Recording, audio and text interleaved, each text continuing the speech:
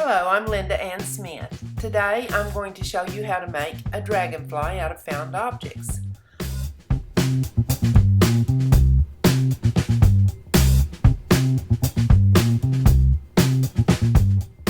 You know, it's amazing how many free art supplies I find just laying out on the grass or out in the country or along the side of the road.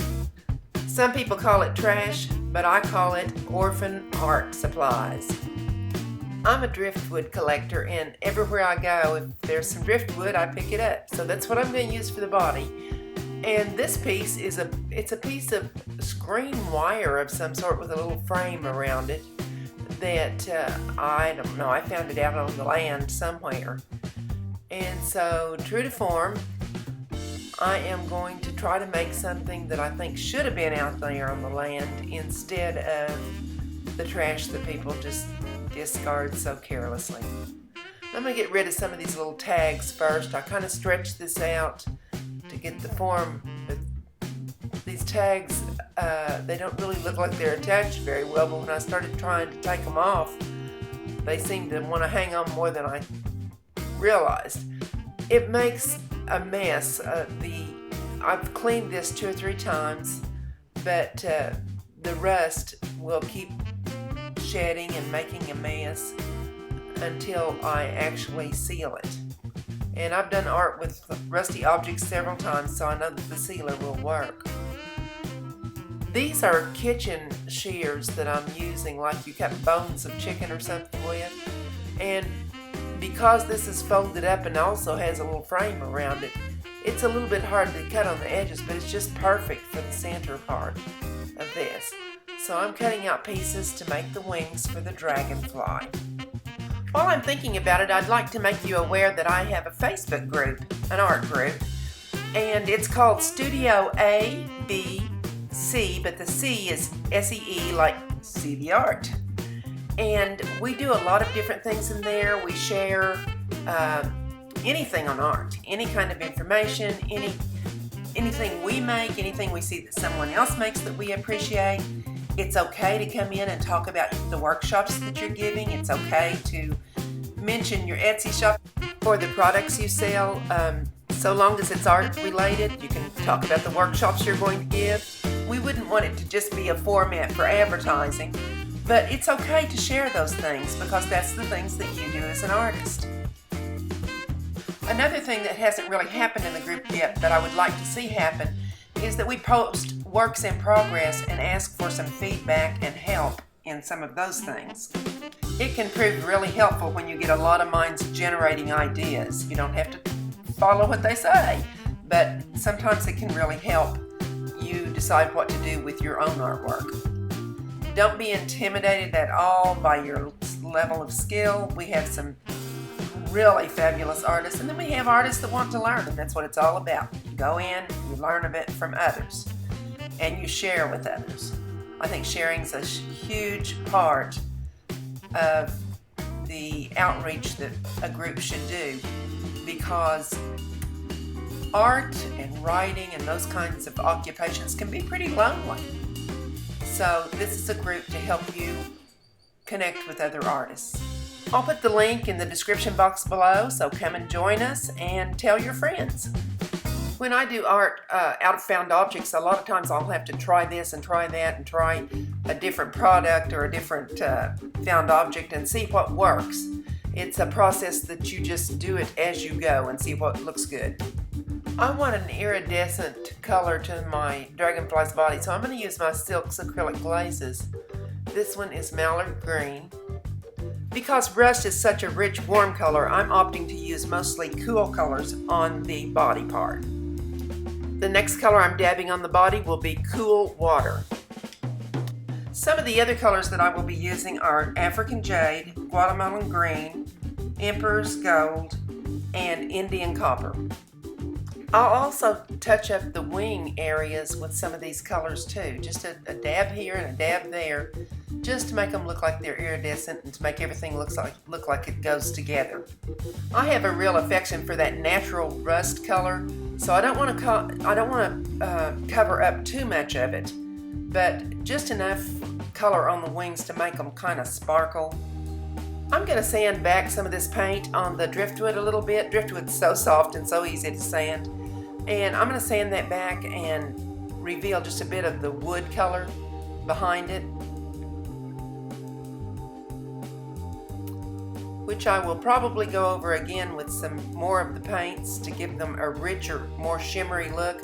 The more layers you build up with the ColourArte products, like Silk's acrylic glazes, the more shimmer that you get to whatever item you're creating. I was going to use this end as the head area, but it's awfully pointy and kind of gives me the shivers because it looks a little bit like a snake's head, so I'm sanding it down a little bit on each side. I don't want to think of a snake when I look at these, because when I was a kid, they used to call dragonflies snake doctors. And there was some kind of folklore behind that, but I don't really care what it was because I don't want anything to do with the snakes, at least not right now, because that's not what I'm drawing. So I have decided to turn that around and not even use that as the head at all. That's going to be the tail portion of my dragonfly body. It's important to me that I seal the wood and that I seal the Silk's acrylic glazes. So I'm using Primary Elements Clear Gel Medium to seal all the wood and all the paint. Even when I'm making stylized or whimsy types of animals, I like to know that animal before I create it. And I favor knowing it live, knowing it in person, seeing it, studying it, drawing it. Once at an art show, a man who handled rattlesnakes and taught a lot of information about snakes to children asked me if I would paint a rattlesnake on something he owned, and I hesitantly accepted because I knew I was going to have to get to know that snake. And he promised that he would bring it in a safe container where it couldn't get out and I could see it. But he never got back in touch with me, and I was rather relieved I didn't get in touch with him either.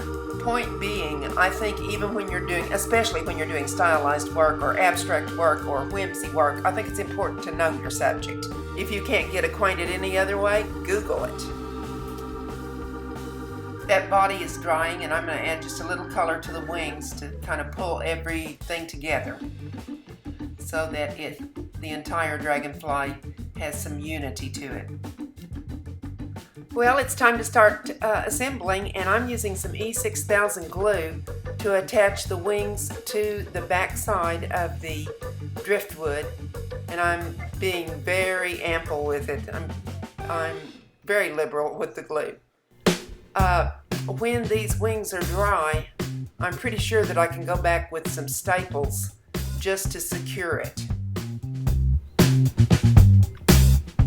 It's dried overnight, so now I turn it over and use my staple gun, and when I finish using a stapler, I usually remove the staples and then I put on the safety on the handle, because those could almost be like weapons. So I'm very careful, because if you happen to drop one or something, that wouldn't be a good deal.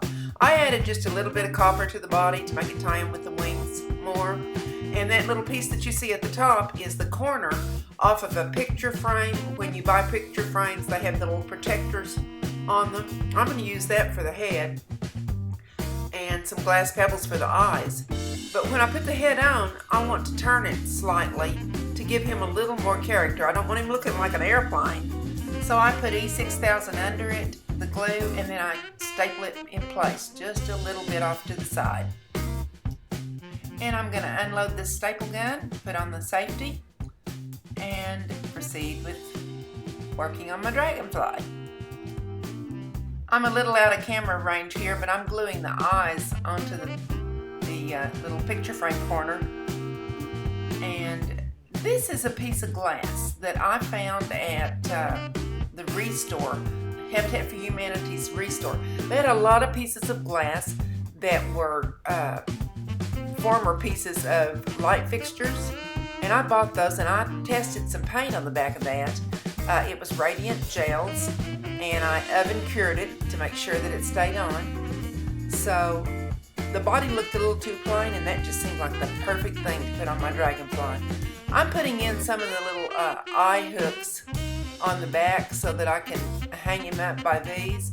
And I'm also putting, since the driftwood's so soft, I'm also kind of anchoring those with the E6000. And here he is, all finished. If you enjoyed this video, I hope you'll give me a thumbs up, comment, share, and subscribe. And don't forget to check out my Studio ABC group on Facebook. Thank you for watching.